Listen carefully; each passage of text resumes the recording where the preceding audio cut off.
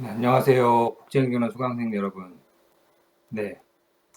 지난 시간에 이제 우리 같이 얘기했던 건 이제 복지 정책의 이제 종류부터 얘기를 했었죠. 그래서 이제 얘기하면서 이제 복지 정책, 그러니까 이제 복지 서비스 혜택을 받을 사람에게 이제 혜택을 제공하는데 어떠한 형태로 준지 하면서 이제 크게 돈으로 제공하는 경우, 그리고 또 돈이 아닌 경우, 크게 두 가지로 나눌 수 있는 겁니다. 그래서 이제 돈으로 제공하는 경우에 장단점, 그리고 이제 돈이 아닌 것, 뭐 서비스라든가 직접 물건의 형태로 제공하는 경우에 장단점을 얘기했던 이제 기억이 납니다. 돈으로 제공했을 때의 장점은 이제 뭐 제공받고 나면 뭐 수치심 같은 것도 없고 편하게 개인이 자유롭게 쓸 수 있다는 장점이 있지만, 단점은 이제 그 돈을 줄 때 이제 목적하는 바가 있잖아요. 이제 무슨 목적으로 써야 되는데 이 개인이 그러한 목적으로 쓰지 않는다는 거죠.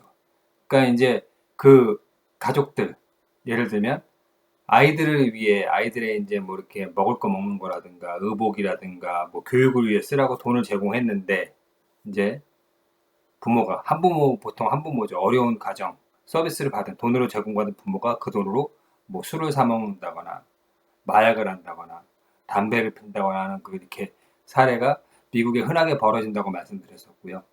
그 다음에 이제 현물, 직접 물건을 주거나 서비스를 제공하는 경우는 이제 원하는 목적은 달성하기가 쉽습니다. 그런데 일단 기본적으로 이제 행정비용이나 정책비용이 굉장히 많이 들어간다는 단점이 있어요. 그러니까 예를 들면 이제 서구 유럽 얘기하면서 이제 뭐 출산을 하게 되면 베이비 박스라고 해서 물건을 갖다 주는데, 이거 행정비용 들어가잖아요. 수반되잖아요.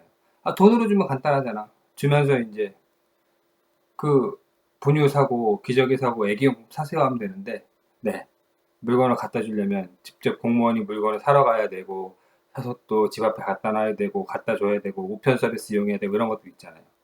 그래서 이제 중간에 형태로 나타났던 게 바우처 교환권이 있다 이런 거였죠.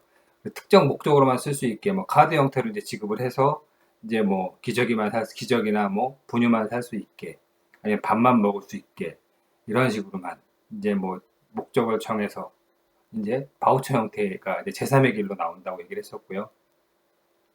그 다음에 이제 뭐 사회보험 얘기도 했던 것 같아요. 사회보험과 공공부조금 공적부조가 있다. 그러니까 복지 서비스가 이제 제공되는데 그 자원이 있어야 되지 않겠습니까? 돈의 원천이 뭐냐? 사회보험은 기본적으로 이제 내가 낸 보험료, 기여금으로 운영되는 거고, 공공부조, 공적부조는 어려운 사람을 주로 대상으로 하는데 일반 세금을 가지고 운영되는 것이다라고 얘기했던 것 같아요. 그리고 이제 복지 정책의 효과로서 이제 뭐가 있는지 탈상품화 얘기를 했던 것 같아요. 드커머디피케이션. 나중에 한 번 더 나옵니다. 복지국가 이제 유형 및 뭐 복지정책 유형화할 때 나옵니다. 복지체제 유형화할 때 탈상품화는, 다시 얘기하면 내가 노동력을 팔지 않고 일을 하지 않고도 정말 그 의식주 인간다운 삶을 영위할 수 있냐의 정도가 이제 탈상품화예요. 네.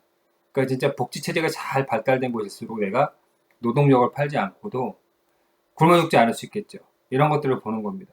그러니까 이런 거예요. 대한민국에서 내가 노동력을 팔지 않고 가만히 앉아 있는 경우하고, 그 다음에 스웨덴에서 내가 노동력을 팔지 않고 가만히 앉아 있는 경우, 의식주 해결이 어디가 더 용이할까요? 생각해 보시면 확률적으로 스웨덴이 좀 더 유리할 겁니다. 왜? 노동력을 팔지 못하고 어려움에 처한 사람에 대해서 좀 더 관대한 복지제도를 운영하고 있는 게 우리나라보다는 스웨덴이기 때문에 그래요. 또 우리나라하고 또 동남아시아의 어디 국가를 비교하면 또 우리나라가 훨씬 더 나을 거예요. 복지체제가 발달돼 있으니까. 이런 거예요. 다음에 탈가족화예요. 이건 아시아 국가, 아까 가족주의 문화가 강한 아시아 국가하고 남부 유럽에서 두드러지고, 또 뭐 또 하나 대척점으로 개인주의 성향이 강한 미국 상정해 보세요. 이런 거예요. 한국은 가족주의 문화가 강한 한국은 뭐 가족 구성원 중에 누군가 하나가 어려움에 처했을 때 주로 여성분이죠. 어머니겠죠. 어머니가 부양의 책임이라든가 봉양의 책임을 졌지만, 네. 그러니까 미국 같은 경우는 아니에요. 특히 서유럽, 북유럽도 마찬가지예요. 국가나 사회가 책임을 지고 있어요. 그러니까 쉽게 얘기하면 가족에게 의존하지 않고 가족의 보호 없이 일정 수준의 삶을 유지할 수 있는 정도를 보는 거예요. 그러니까 한국하고 분명히 미국은 다를 거예요. 한국은 가족에 대한 의존성이 높을 거고요. 그 다음에 미국은 상대적으로 가족에 대한 의존성이 낮을 거예요. 유럽은 또 다릅니다. 북유럽은. 가족에 대한 의존성이 낮고 또한 또 이러한 경우에 국가나 사회가 상당히 많이 도와주는 반면에 미국은 가족에 대한 의존성도 낮고 국가나 사회가 이러한 경우에도 잘 도와주지 않을 거예요. 뭐 이런 것들이 나타나는 거예요. 탈가족화고요. 이 탈가족화 경향은 그러니까 가족에 대한 의존도가 떨어지는 경향.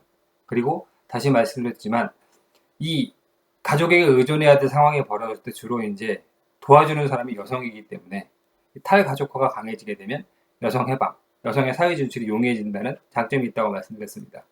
그 다음에 이제 뭐 고용 증진 얘기했죠. 복지의 기본 기능입니다. 그러니까 전통적인 복지 기능, 가난한 사람을 도와주는 기능이 이제 전통적인 복지인데 요즘은 이제 현대 복지에서는 그걸 넘어서 이제 자활, 재활, 내 힘으로 이제 내 생활을 영위할 수 있게 도와주는 것도 복지의 기능에 들어가요. 그래서 뭐 고용 보호, 아니면 구직을 위한 교육 이런 것도 강조하거든요. 그러면서 이제 나중에 추후 얘기했지만 적극적 노동시장 정책이라든가 평생교육, 교육 서비스 강화 이런 것 다 복지의 문제에 들어가거든요. 이런 것들이 뭐냐면 그래서 이제 고용의 가능성을 증가시켜주는 거예요. 여기까지 얘기를 했고요. 좀 더 구체적으로 이제 이번 시간에는 이제 복지 정책의 기능과 효과를 말씀드려 볼게요. 가장 기본적인 건 첫 번째 이제 그 수업 교재를 보면 자료를 보면 최저소득 보장을 통한 빈곤구제. 그러니까 복지에서 가장 기본적인 거는 먹고 사는 문제를 어느 정도 이제 해결해 주는 거예요. 그러니까 제가 수업 첫째 시간에도 얘기를 했지만, 복지의 가장 중요한 기능은 뭐지? 라고 사람들한테 얘기하면, 가난한 사람 도와주는 거 아니야? 어려운 사람 도와주는 거 아니야? 이런 게 복지 아니야? 그리고 이거를 이제, 그러니까 가난한 사람을 도와주는 게 복지인데 또 국가가 체계적으로 도와주는 것이기 때문에 복지 행정이라는 말이 붙고 복지 정책이라는 말이 붙게 되는 거예요. 그래서 이제 최저소득 보장을 통한 빈곤구제입니다. 그러니까 매년 대한민국도 이제 최저소득이라는 게 나와요. 올해 뭐 정확히는 제가 찾아보지 않았지만 4인 가족 기준이 약 140만 원 정도가 될 거예요. 매년 조금씩 물가 상승률 기준에서 올라갑니다. 그러니까 그게 안 되면 이제 국민기초생활보장제도에서 부족분에 대해서 이제 보장을 해줍니다. 나중에 국민기초생활보장제도를 자세히 하게 되면 이제 구체적인 데이터를 볼 건데, 예를 들면 2020년 현재 4인 가족 기준 국민기초생활보장소득이 140만 원인데, 만약 제가 이제 4인 가족의 가장이고 우리 집 소득이 120만 원이다 그러면 이제 140에서 120을 20만 원이 부족하잖아요. 그러면 국가에서 20만 원을 보장해 주는 거예요. 이런 식으로 이제 최저소득을 보장해 주는 거죠. 해주는 거죠. 그리고 이제 빈곤의 개념은 나중에 얘기할 수도 있는데 상대적 빈곤과 절대적 빈곤이 있어요. 그러니까 내가 가난하다는 느낌이 두 개야. 정말 배를 무식주 해결이 안 될 정도로 가난한 것은 절대적 빈곤이에요. 굶어 죽게 생겼어. 그 상대적 빈곤은 뭘까요? 이거는 내 주변의 사람들과 비교해서 느끼는 감정적인 빈곤이에요. 그러니까 파버티는 상대적인 것이 있고 절대적인 것이 있어요. 그러니까 주로 얘기한다면, 그러니까 진짜 가난한 나라들, 아프리카의 나라들, 제3세계 국가들이라든가 뭐 동남아의 일부 국가들 지금, 특히 아프리카의 국가들, 남미의 국가들일 것 같아요. 여기에서 처한 빈곤의 문제는 절대적 빈곤의 문제에 가까워요. 그러니까 가끔 이제 여러분들 뭐 이렇게 그 종편이나 이런데 이렇게 채널을 보게 되면 뭐 이렇게 돈 기부해 주세요, 도와주세요 하면서 이제 요즘 최근에 광고를 보니까 허재 선수, 왕년의 농구 스타죠. 어떻게 이런 물을 먹어야 하고 광고가 그렇게 공익 광고 비슷하게 이제 도와달라고 이제 자선 도움을 요청하는 이렇게 광고가 나오는데 정말 흙탕물을 먹고 있더라고요. 아프리카 국가의 아이들이 정말 안쓰러워 보이는데 나중에 뭐 시간이 되면 이제 뭐 빈곤, 포르노그라피 뭐 얘기도 할 수 있을 것 같은데 이 광고도 많은 문제점이 제기가 돼요. 뭐 수업하고 좀 벗어나긴 하는데 어쨌든 간에 그러니까 그런 나라들, 그러니까 정말 더러운 흙탕물을 먹어야 되는 아프리카의 국가들, 많은 나라의 국가들에 살고 있는 뭐 아동들이나 주민들에게 처한 빈곤의 위험은 절대적 빈곤이에요. 의식주의 문제가 제대로 해결이 안 되는 거고요. 대한민국도 물론 이제 절대적 빈곤에 처한 사람들도 있습니다. 있는데 대부분은 뭐냐면 상대적 빈곤의 문제예요. 그러니까 우리가 우스갯소리로 어른들이 그러잖아요. 요즘 세상에 굶어 죽는 사람이 어디 있어? 라고 얘기하는데 한국은 그래요. 상대적 빈곤의 문제예요. 비교를 하게 되죠. 다른 사람과 비교. 빈곤은 크게 두 가지 개념이 있는 겁니다. 그래서 이제 첫 번째가 최저소득 보장이에요.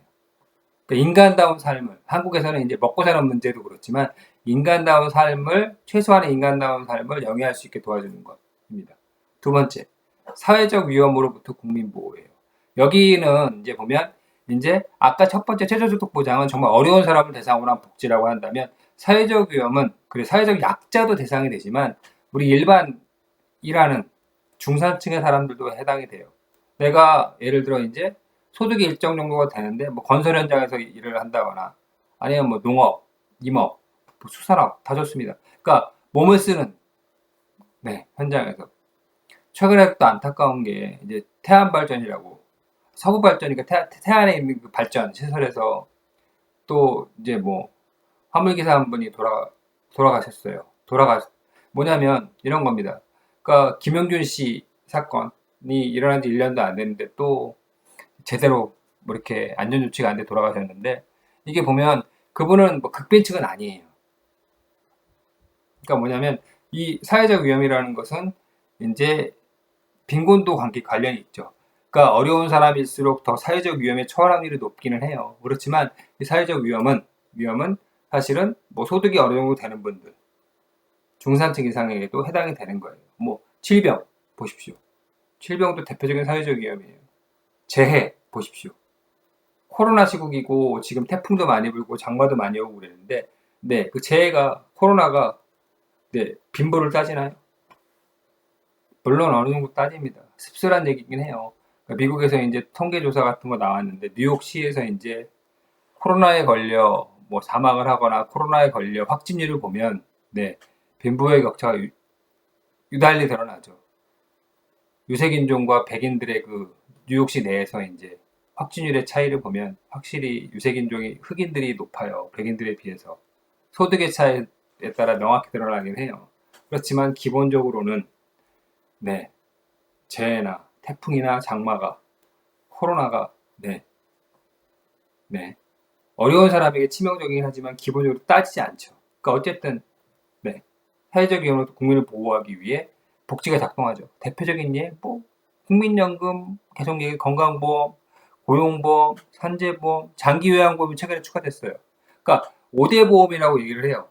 우리는 국민연금이라고 표현하지만 노령연금이라고 국민연금, 그 다음에 산재보험, 고용보험, 그 다음에 노인 장기요양보험, 그 다음에 의료보험 이렇게 들어갑니다. 그러니까 이게 5가지인데 이 노인 장기요양보험은 특히 이제 65세 이후에 장기적으로 병원 서비스를 이용할 수밖에 없어요. 그래서 건강보험의 재정 적자 문제, 재정의 문제가 심각해지기 때문에 따로 만들게 된 거예요. 미국에서도 롱텀 케어로 해서 따로 이제 운영을 합니다. 우리도 이제 비교적 가장 최근에 도입이 됐어요. 그 다음 이제 세 번째로 소득 및 소비의 균등화예요. 그러니까 우리가 계속 말씀드렸지만 생애 주기를 보면 우리가 항상 이렇게 일정하게 삶이 유지가 되는 건 아니에요. 우리가 이제 삶이 안정적인 시기가 있고요. 좀 어려운 시기가 있어요. 내 생애 주기에서 내가 어려웠던 시기하고 좀 잘 사는 시기하고 어려운 시기를 이렇게 좀 이렇게 이 차이를 줄여주는 역할을 하는 게 뭘까요? 바로 사회보험입니다. 여기 사회보험 생애주기 균등화라고 나와 있네요. 수평적으로. 네. 모든 사람을 거의 대상으로. 대다수의 중산층을 대상으로 한 사회보험이죠. 국민연금이 가장 대표적인 예라고 이제 말씀을 드렸던 것 같습니다. 그러니까 내가 일을 하고 있을 때 소득이 많을 때 이제 돈을 좀 모아두는 거죠. 강제로 이제 모아두게 하는 거죠. 그리고 65세 이후에 노동력이 떨어지고 소득이 떨어질 때 상쇄시켜주는 거 하는 거죠. 그 다음에 또 하나 수직적 평등을 맞춰주는 거예요. 공공부족, 공적부족 좋습니다. 퍼블릭 어시스턴스예요. 국민기초 생활보장제도예요. 소득이 높은 사람이 있고요. 소득이 낮은 사람이 있어요. 이 불간의 갭을 또 맞춰서 균등화 시켜주는 거예요. 어느 정도 상쇄시켜주는 거죠. 어떤 방법으로? 소득이 많고 돈이 많은 사람의 재원을 일부 가져다가 소득이 적은 사람에게 도와주는 거죠. 말씀드렸지만 공공부조, 공적부조는 재원이 일반 세금이에요. 사회보험은 내가 낸 보험금이에요. 근데 다시 말씀드리지만 사회보험, 국민연금에도 일부 소득 재분배 기능, 즉 어려운 사람에게 좀 유리하게 되어 있긴 해요. 그러니까 국민연금은 보험은 기본적으로 내가 많이 내면 많이 받아가긴 해요. 그렇지만 내가 소득이 낮아서 덜 부은 사람이 훨씬 더 유리해요. 많이 돌려줘요. 많은 혜택이 있어요. 일부 복지 기능이 있다고, 전통적인 복지 기능, 어려운 사람을 배려하는 기능이 일부 있긴 하지만 국민기초생활보장제도처럼 극적이진 않아요. 국민기초생활보장제도는 아까 얘기했지만 세금으로 도와주기 때문에 내가 낸 게 아니에요. 기본적으로. 그 다음에 네 번째가 인구와 노동력의 재생산에 기여합니다. 네. 그러니까 이거는 이제 복지 기능 중에 전통적인 어려운 사람을 도와주는 기능을 넘어서 이제 네, 적극적인 복지의 기능이에요. 네, 보시면 네. 복지가 그냥 어려운 사람만 도와주는 것을 넘어 더 중요한 건 뭐냐면 그 개개인이 한 가구가 그 사회 구성원이 이제 직접 자기 자신이 직접 생계유지가 가능하도록 도와줘야 돼요. 그러니까 노동력의 재생산인 겁니다. 그러니까 복지 기능 중에 가장 이러한 기능을 충실하게 하는 게 교육 기능, 취업 훈련 기능, 교육 이런 거예요. 취업 기능, 그러니까 일자리 창출 기능이라든가 교육 훈련 기능이라든가 이게 어렸을 때 시작되는 보육, 교육 기능 굉장히 중요합니다. 이게 뭐냐면 교육의 재생산 기능이에요.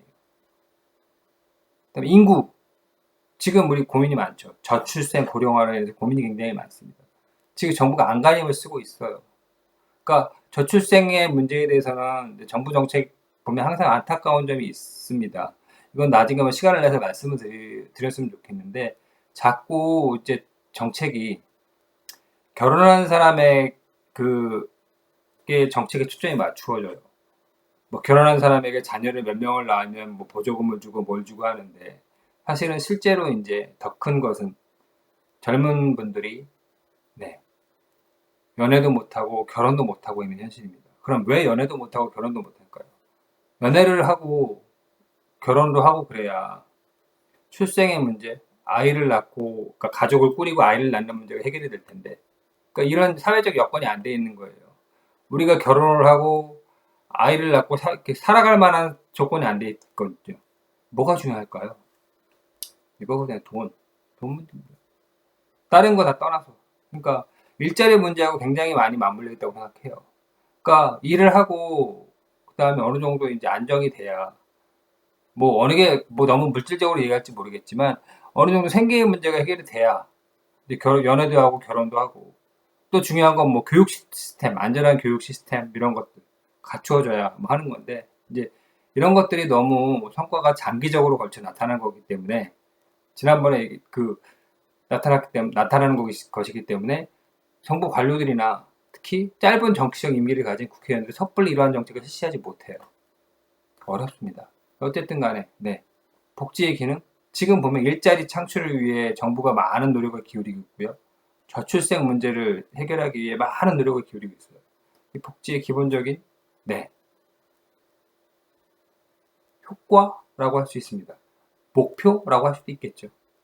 네. 그 다음에 사회통합, 사회적 갈등은 완화입니다. 자, 사회적 갈등은 언제 벌어질까요? 서로 다를 때 벌어집니다. 지금도 뭐 극적으로 뭐 여러 가지 사회적 갈등, 뭐 정치적 신념이 달라서, 지향점이 달라서 많이 갈등도 벌어지고요.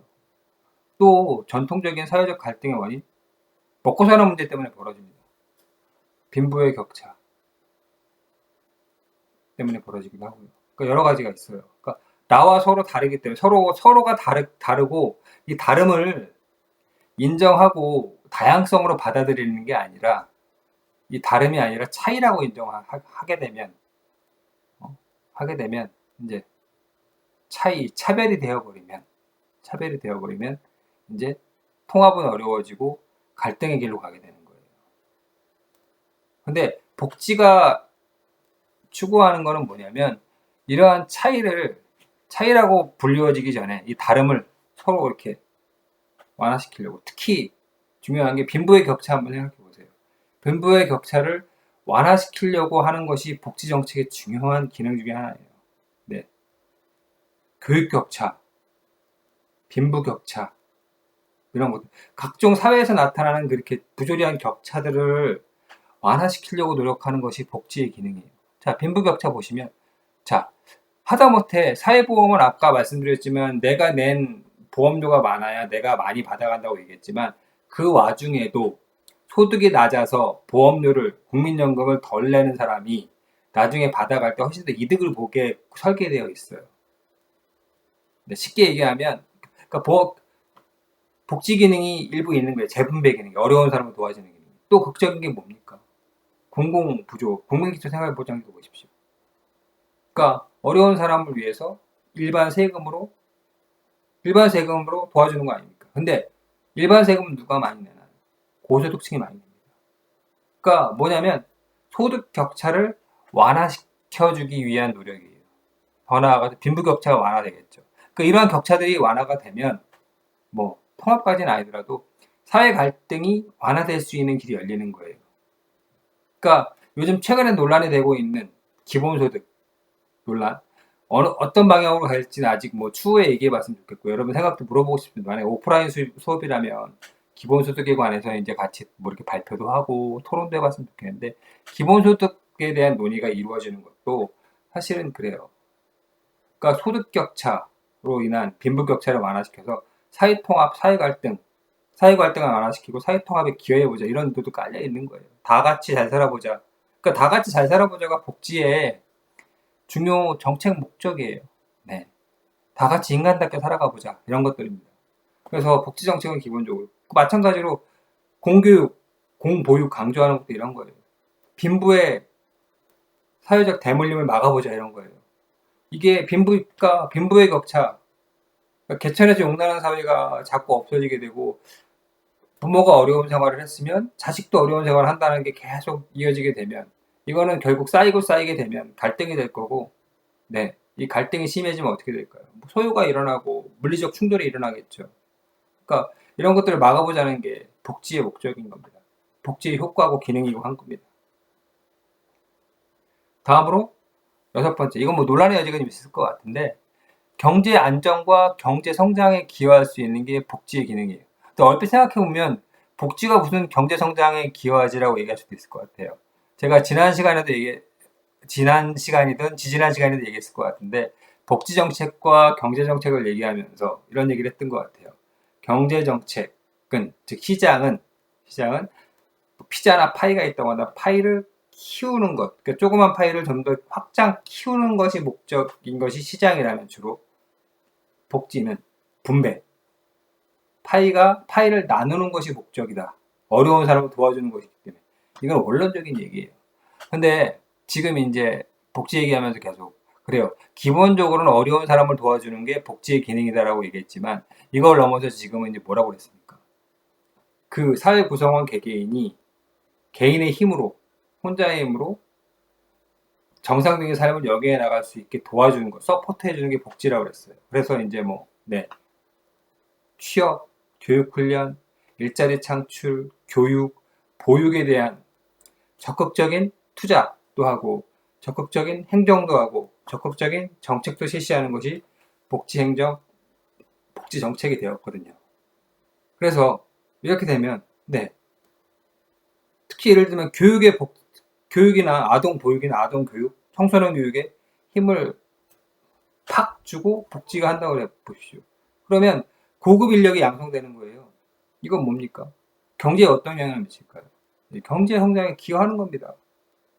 그 사회에 양질의 노동력이 많다면, 똑똑한 인력이 많다면, 근데 한국 사회는 좀 안타까운 게, 이런 얘기 하니까 또, 양질의 노동력이 굉장히 많은데, 안타깝게도 이 양질의 노동력이 소중한 걸 모릅니다. 아직도 사회에 나가면, 많이 지금 인식 개선이 되긴 했어요. 그러니까 불과 4, 5년 전만 하더라도 기성세대들이 넘치는 건 젊은 사람이야 하고 젊은 사람 친구들을 막대했어요. 근데 지금 이제 조금씩 인식이 바뀌어 간다고 생각하는데, 코로나19가 안물려서 굉장히 어려워요. 기사를 볼 때마다 안타까운 게 청년 취업, 청년 실업의 문제, 너무 심각하다. 20대 얘기 나오면 가슴이 아파요. 속상합니다. 그러니까 이게 코로나 이전에도 한국에서는 아직도 그래요. 인구 과밀 시대를 거쳐왔기 때문에 어르신들이 기성세대가 그러니까 산하 제한 운동도 했고 뭐 둘 만나 잘 기르자 남녀 구분 없이 하나면 충분하다 이런 얘기를 거쳐온 세대예요. 오밀조밀 콩나물 시럽 같은 그 이렇게 조그만 교실에서 이제 다닥다닥 60명, 70명씩 같이 해서 수업을 듣던 세대이기 때문에 아직도 대한민국의 인구가 많다고 생각하는데 예, 그렇지 않거든요. 특히 젊은 세대, 노동을 할 수 있는 젊은 세대의 소중함을 몰라요. 그리고 더욱이 한국은 굉장히 좋은 게 이 젊은 세대가 굉장히 고급 인력이거든요. 교육에 대한 교육열이 높아요. 우리나라도 대단한 게 정부가 정책적으로 이렇게 양질의 이렇게 교육에 투자를 해서 양질의 노동력이라고 표현하면 그렇지만 똑똑한 인재를 양성한 게 아니에요. 근데도 우리 이제 국민들이 이제 교육에 대한 목마름으로 양질의 노동력, 그러니까 훌륭한 자식들을 키워냈는데 사회나 국가가 제대로 수용하지 못하고 있습니다. 이제는 취업의 문제, 청년 취업의 문제, 청년 실업의 문제가 이제 개인의 문제라고 보는 단계 지나갔습니다.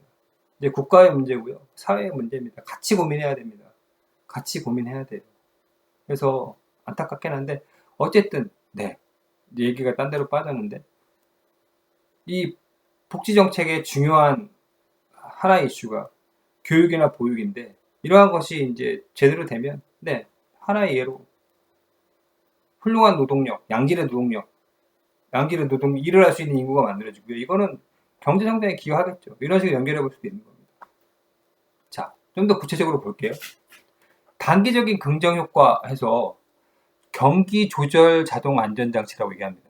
그러니까 쉽게 요거 얘기하면 자, 경기가 좋을 때는 네, 복지를 위한 세금과 복지 정책을 많이 해서 네, 과도한 물가 상승이라든가 인플레이션이 일어나는 걸 막아줄 수도 있다는 얘기를 하는 거예요. 그러니까 안정적으로 조절해 주는 거죠. 예. 그러니까 해준다는 거죠. 좀 더 구체적으로 볼까요? 화랑기. 경제가 굉장히 좋을 때예요. 보험료나 세금 납부. 경제가 좋으면 민간에 있는 여러 가지 뭐 자영업자라든가 기업들이 이제 매출이 증가할 겁니다. 매출이 증가하게 돼요. 그럼 뭐 하냐면 보험료 많이 거칩니다. 저만 해도 그래요. 제가 이제 직장에서 일을 하게 되는데 경제가 좋으면 월급이 올라가겠죠.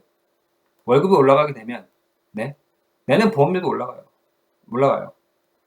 되죠. 그리고 민간 기업도 마찬가지고 소상공인 자영업자들도 마찬가지예요. 매출이 증가하는 곳에 세금이 있습니다. 네, 세금 납부하게 되죠.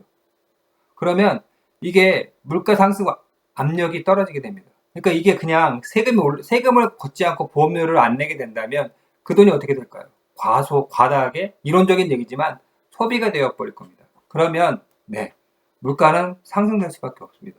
근데 이거를 보험료를 걷어가게 되고 세금으로 걷어가게 되고 네, 그러면 물가 상승 압력이 완화되는 거죠. 그리고 이제 보험료는 그렇다 치십시다. 보험료는 걷어서 이제 나중에 추후에 본인에게 쓰이게 되니까 국민연금 같은 경우 자, 세금으로 걷어갔죠. 그럼 세금으로 걷어가면 국가가 이걸 뭐 할까요? 가지고 이거 플러스 소셜 웨이지, 뭐 사회적 급여, 뭐 어떻게 번역하는지 모르겠어요.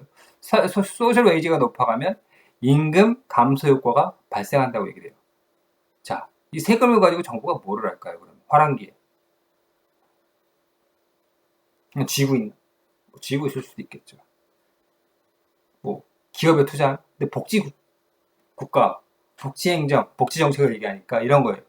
네, 어려운 사람을 위해 혹은 보편적 복지 확대를 위해 투자할 겁니다.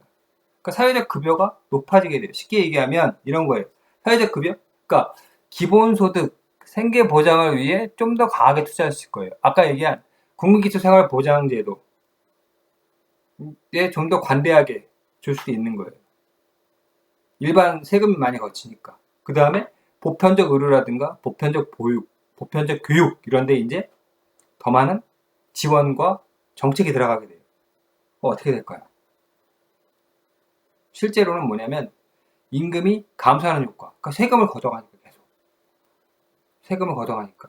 그러니까 임금이 올라가긴 해요. 물가가 좋아지면. 근데 그만큼 세금을 걷어가게 되고 또 이제 어려운 사람이 소득이 증가하게 돼요. 공공기초생활보장제로 받는 돈이 올라가. 그 다음에 공짜라고 하면 그렇지만 보편적 보육이나 교육에 그 서비스가 이렇게 확대가 돼요. 그럼 뭐예요? 이 임금이 올라가는 것보다 더 가파르게 네, 밑에서 이렇게 올라가요. 그럼 실제로 어떻습니까? 둘 간의 갭이 좁아지는 효과. 실제로 이제 마치 임금이 감소되는 효과가 나타나는 거예요. 사회 전체적으로 보면. 내 숫자로 찍히는 내 임금은 증가하지만 그거보다 더 가파르게 저소득층의 생활 처우가 좋아지게 되는 거예요. 그러니까 사실은 중산층 이상의 사람들에게는 국민기초생활보장제도 대상은 아니에요. 그다음에 보편적 보육과 교육이 시행되면 저도 혜택을 받겠지만 저소득층이 더 많은 혜택을 주로 받아요. 그러면서 뭐냐면 이 갭이 차이가 좁아지는 거예요. 그럼 뭐냐면 실질적으로는 임금 감소 효과처럼 보이게 나타날 수 있는 거예요. 즉 제가 쉽게 얘기하면 300만 원을 버는데 저는 경기가 좋아서 350만 원으로 월급이 늘었지만 그에 대해서 세금도 많이 떼가게 되고요. 그 다음에 하는데 하고 그러는데 저소득층은 이제 100만 원 정도 뭐 기초소득 보장을 받았었는데 저는 이제 50만 원 오르고 세금을 30만 원 내서 실제로 20만 원 올랐다. 근데 기초소득 보장 받는 분은 100에서 뭐 120만 원을 받게 되고 또 보편적 교육이나 보육이 확대했다. 이러면서 이제 차이가 좁아지게 되는 거예요. 저도 임금이 올랐지만 밑에서 이제 기초소득 보장을 받는 어려운 사람들, 사회복지 대상자들의 그 처우가 더 빨리 올라가게 됨으로써 임금 차이가 좁아지게 보이게 되는 거죠. 자, 불황기를 한번 볼까요? 경제가 어려울 때는 그러면 경기 조절이 어떻게 되나? 기본적으로 이제 여기서는 이제 복지의 기본 기능이 발효가 되죠. 어려운 사람을 도와주죠. 경기가 불황이 되면 어떻게 됩니까? 속된 말로 비자발적 실업 전문적으로 잘리죠. 잘립니다. 지금 코로나 시국에 보십시오. 잘리는 건 둘째지만 지금 이제 정규직이 되신 분들도 잘리진 않고 있지만 무급휴직도 하고 있고 지금 안간힘으로 버티고 있는 거죠. 정말 버티고 있죠. 그리고 이제 경계선상에 있는 어려우신 분들은 이제 뭐 이렇게 자영업자들, 소상공인들, 그다음에 이제 그 고용지위가 불안하신 분들은 이제 좀 이렇게 쫓겨나기도 하고 회사가 망하기도 하고 소상공인들은 이제 뭐 이렇게 자진 폐업도 하고 이러는데 상황이 굉장히 어려운 시국이에요. 그러니까 지금 가슴이 아프죠. 아픈데 어쨌든 경기가 어려울 때 지금 이제 불황기라고 볼 수 있죠. 그러니까 뭐 일반적인 불황하고 좀 다르지만 이제 코로나로 인한 특수사태로 인해 실업자에게 소득 이전 해주는 거죠. 대표적인 게 실업급여, 고용보험을 통한 실업급여죠. 소득 이전 하겠죠. 그러면 자, 돈이 생기면 어떡합니까?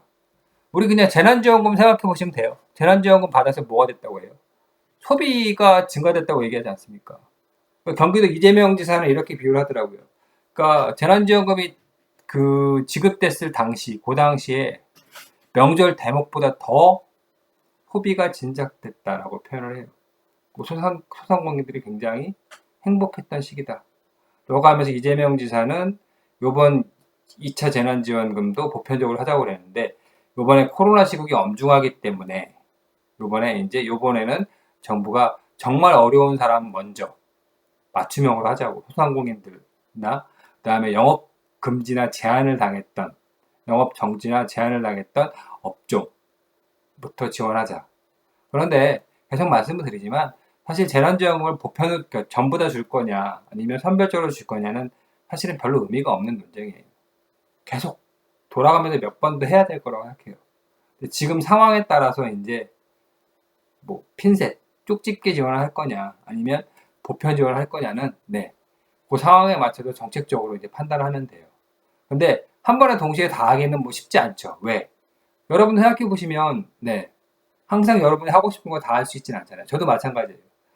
뭐 시간상의 한계, 그 다음에 돈의 한계 이런 것 때문에 마찬가지죠. 그래서 이제 그 정책적 판단을 하는 거예요. 둘 다 옳은 얘기를 하는 겁니다. 보편 지원을 해야 한다. 그 다음에 맞춤형 지원을 해야 한다. 근데 목적이 다릅니다. 맞춤형 지원은 정말 어려운 사람을 돕기 위한 지원이고요. 그 다음에 전부 다에게 지원금을 주자는 거는 경제를 활성화시키자는 얘기예요. 이런 식으로 이제 얘기가 되지만 어쨌든 불황기가 돼서 이제 어려운 사람이 나오게 되면 실업급여가 나가게 되고요. 그럼 주머니에 돈이 생기는 거잖아. 그럼 뭐예요? 유효 수요 창출이라고 나옵니다. 뭡니까? 물건을 사겠죠. 먹고 살아야 되니까. 네, 여러 가지 생필품 구입할 거 아닙니까? 그러면 국민 전체의 한계 소비 성향이 높아짐. 한계 소비. 그러니까 소비를 해야 되는 거예요. 내가 돈이 없으면 소비 자체를 할 수가 없어요. 그러니까 요선에서 소비를 돈이 없을 때는 삽시다. 근데 실업급여가 지급되면 이 한계 소비라고 하는 이 선이 더 위로 올라가게 되는, 그러니까 밑으로 내려가게 되는 거예요. 올라가게 되는 거예요. 아, 더 많은 소비를 할 수 있게 되는 거죠. 네. 돈이 생기게 되면. 내가 100원밖에 없을 때 한계 소비 성향과 그 다음에 내가 200원이 있을 때 한계 소비 성향은 다르겠죠. 더 많은 물건을 사겠죠. 네. 그리고 100원 있을 때하고 200원 있을 때 소비 성향은 다를 겁니다. 내 생활 패턴은 다를 거예요. 그 돈으로 뭐 200원이 됐을 때 뭐 일부는 저축을 하고 뭐 이렇게 하겠지만 어쨌든 간에 돈이 더 생기면 주머니에 실업급여를 통해 돈이 생기면 국민들에게 돈이 생기게 되면 소비가 활성화된다는 얘기예요. 한계 소비 성향. 그러니까 올라가겠죠. 그럼 뭐예요? 물건을 국민들이 돈이 생겨서 물건을 사게 되면 뭐예요? 기업은 이제 매출이 생기는 거죠. 수익이 생기는 겁니다. 경기가 호전됩니다. 이론적인 얘기예요. 그럼 경기가 호전되면 물건을 만들어야 되고 제품을 찍어내야 되고 뭘 해야 돼? 그럼 뭐야? 그러면 이론적으로 전통적인 얘기지만 고용이 필요합니다. 창출 되겠죠. 그렇죠? 그냥 따라가 보세요, 그냥. 그럼 뭐예요? 일자리가 만들어지는 거 아닙니까? 그 실업률이 감소되겠죠. 네, 실업률이 감소가 되는 겁니다. 이때 이제 중소기업 육성 효과를 따로 얘기를 해요. 사실은 실업급여를 받아가지고 뭐 돈이 좀 생기면 자, 비싼 제품이나 비싼 재화나 서비스를 사겠습니까? 그렇지는 않겠죠. 그러니까 실업급여가 뭐 이렇게 아주 충분하게 주어지는 거 아닐 겁니다. 그러면 뭐냐면 소득이 낮은 경우에는 이제 합리적인 소비를 하겠죠. 알뜰한 소비를 하겠죠. 그래서 중소기업 육성 효과, 그 중소기업 제품, 소상공인 제품을 많이 이용하게 되는 성향이 나타나서 네, 이제 중소기업이나 소상공인에 대한 육성 효과가 나타나게 되는 거예요. 그러니까 경기가 어려울 때 이제 실업자에게 정부가 돈을 쥐어주는 거죠. 생계 유지를 하게 되면 이제 이런 식으로 선순환이 이루어지는 겁니다.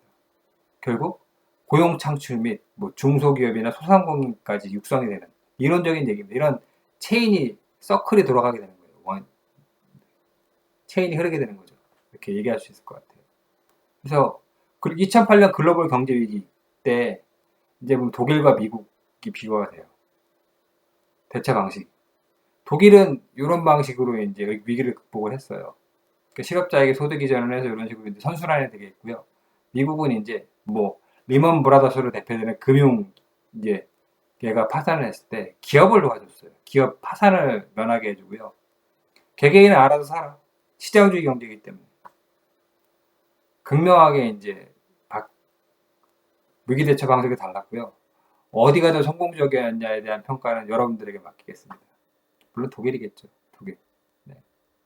독일. 그러니까 우리도 근데 과거엔 그랬어요. 경제가 어려워지고 생활이 어려워지는데 기업만 어렵습니까? 근데 경제 관료들의 약간 좀 편견이라고 생각하는데 기업에게 구제금융을 하고 재정 지원하는 거는 괜찮다고 생각하는데 당연한 거고요.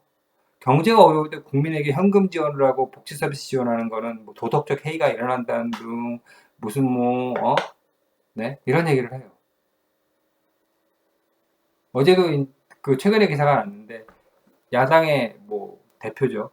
대표께서 국민에게 자꾸 돈을 주면 현금을 지원하게 되면 뭐 네, 버릇이 나빠지네 이런 얘기를 뭐 했는데 비슷하게 이제 군소정당의 젊은 여성 국회의원이 바로 발끈했죠. 국민을 개 돼지로 하냐 이런 얘기를 했었는데 네. 근데 한번 생각해 봅시고 볼 만한 게 뭐냐면 과거에 경제가 어렵고 이랬을 때 기업을 도와주는 거는 당연시했어요. 구제금융으로 지금도 보면 네. 아시아나항공에 지금 구제금융 투입된다고 최근에 계산 나왔습니다. 여러 조선업에 엄청난 우리의 세금이 투입됐어요. 이런 건 당연하다고 생각을 해요. 근데 경제가 어려울 때 그러면 자 경제가 어려우면 꼭 기업만 어렵습니까? 물론 기업이 망하게 되면 파급 효과가 크기 때문에 우선순위를 두는 건 이해합니다. 이해할 수 있어요. 기업이 무너지게 되면 거기에 속해 있는 여러 사람 구성원들이 피해를 보니까.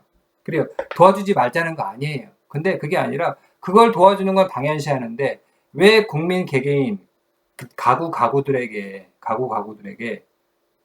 도와주는 것, 구제금융이라고 표현하는 그것들처럼 가구에게 지원해 주는 것, 어려울 때 도와주는 거에 대해서는 왜 이렇게 불신을 하고 부정적인 시각을 갖고 있는지. 오히려 구제금융을 제공해서 기업들이 도덕적 행위나 문제를 일으킨 사례도 굉장히 많아요. 그러니까 우리나라의 경제 관료들이 갖고 있는 잘못된 생각, 오해 중에 하나라고 생각합니다. 그러니까 마찬가지로 경제가 어려우면 기업도 어렵고 일반 국민도 어려워요.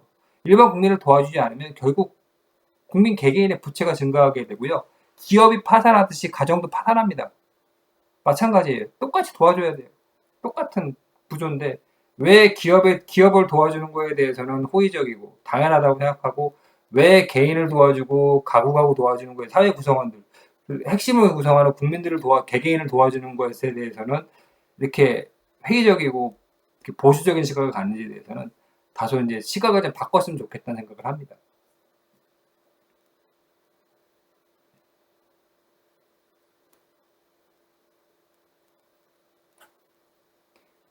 자, 장기적 긍정 효과입니다. 시간이 애매해서 장기적 긍정 효과부터는 다음 시간에 얘기하도록 하고요. 오늘은 여기까지 하겠습니다. 네, 수고하셨습니다.